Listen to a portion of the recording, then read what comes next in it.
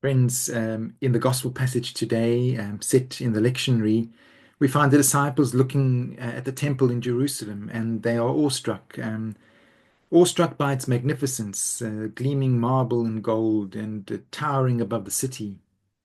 It stands at the very heart of their faith. In their minds, the meeting place between heaven and earth, the visible dwelling of God among the people. And so when Jesus says the days will come when not one stone will be left upon another, his words must seem to them shocking, almost unthinkable. How could something so sacred, so enduring, ever be destroyed? And yet Jesus is not simply speaking about a building ultimately. In the passage, I believe ultimately he's pointing to a deeper spiritual truth that continues to speak powerfully to us today. Firstly, the passage invites us to reflect on the moments when our temples fall.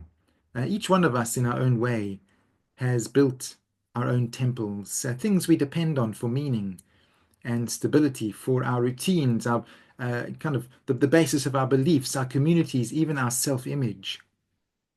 And life, sooner or later, has a way of shaking these foundations. Perhaps a job is lost, a relationship ends, someone passes away, a long held belief perhaps no longer fits, or something we thought would last forever begins to crumble. And when that happens, it can begin to feel like the world itself is falling apart. But Jesus' words invite us to see beyond the surface, to recognize that even in loss, something deeper is being revealed. For when the outer temple falls, the inner temple can begin to be seen. And so, secondly, the passage today points towards the temple not made by hands. Throughout the Gospels, Jesus really gradually shifts the idea of where God is to be found, no longer in stone buildings or sacred geography, but in fact in the human heart, in love, in compassion, in awakened awareness to the divine presence all around us and within. He reveals what the mystics of every tradition have known, that the true temple of God is within. And St. Paul would later write in 1 Corinthians 3:16, "Do you not know that you are God's temple, and that God's Spirit dwells in you?" And in the passage in Isaiah, which is one of the lectionary passages for today, the prophet proclaims, "Great in your midst is the Holy One of Israel." The Holy One is not, in Isaiah's mind, distant or confined. The Holy One is in our midst, and indeed, according to Jesus, within our very being.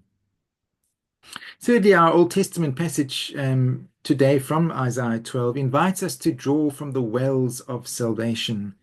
As he writes, "With joy you will draw water from the wells of salvation." It's an image of drawing life from a deep hidden source, a reminder that the divine presence, again, is not something we have to reach for in the sky, but something that wells up quietly within us. Even when the surface of life feels dry or barren, there is a spring beneath it all, the living water of the Spirit that never runs dry.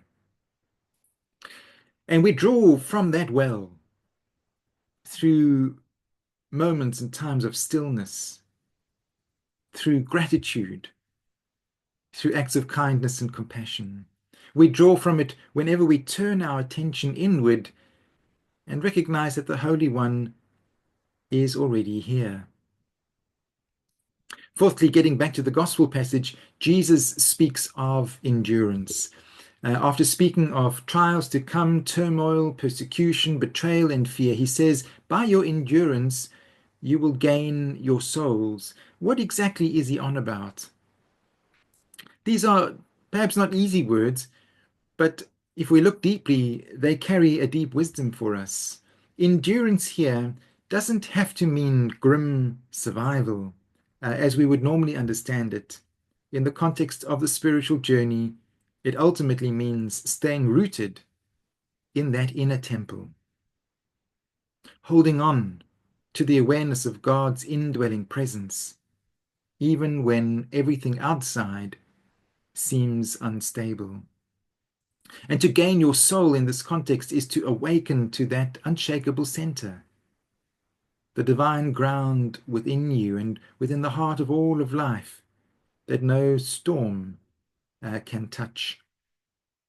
Lastly, what does it mean to live from that inner temple? When we live from the awareness of the inner temple, something changes within us. When we take time to be silent and still, and we can touch the living water within, we become less fearful and less reactive.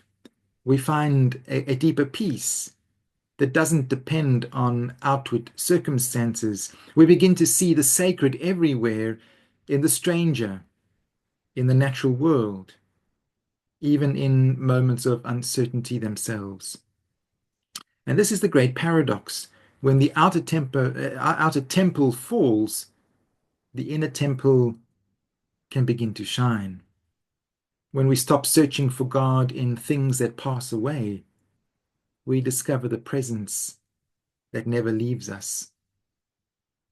And so, in conclusion, if your life feels unsteady right now, if the stones of your world, of your temple seem to be shifting, remember Jesus' words not as a warning, but as an invitation.